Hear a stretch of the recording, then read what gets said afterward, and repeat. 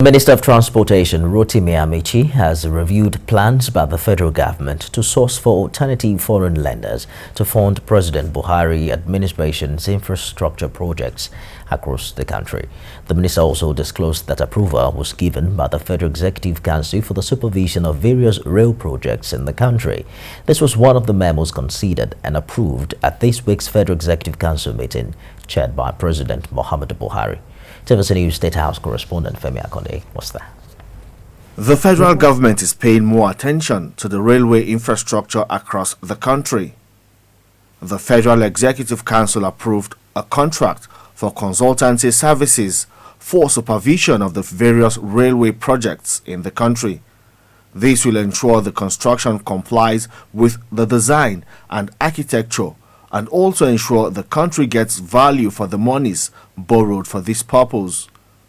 Also approved by Council for the Ministry of Transport is a concession in agreement for Onitsha River Port to a company called Universal Elegant Consortium that will manage the river port for 30 years. For the consultant services, the following contractors were approved with a total cost of $183.7 million. The contractors are G Engineers. G is, as I hope I pronounce it well, IX. G Engineers Infrastructure Excellence / Yaroso and Partnership Limited Core Consulting Engineering PLC. That's for the ABUJA to Warri. Rotimi Amaechi revealed that the country may have to look elsewhere for loans, as it seems the Chinese loans may no longer be easily accessible.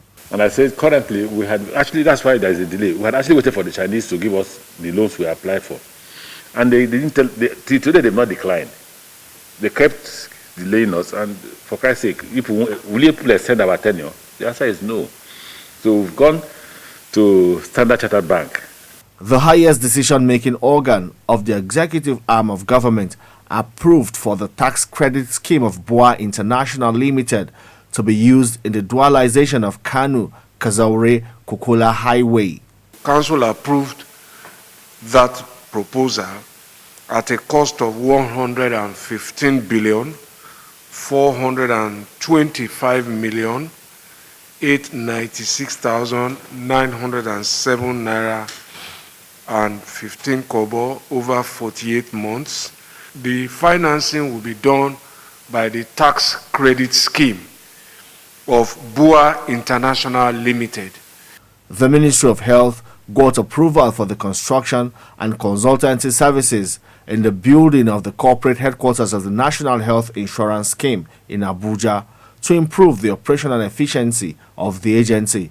The Ministry of Environment got approval for a plan for Nigeria to achieve net zero carbon emission and also waste management policy for Nigeria that will create jobs, protect Nigerians from environmental hazards caused by indiscriminate disposal of batteries.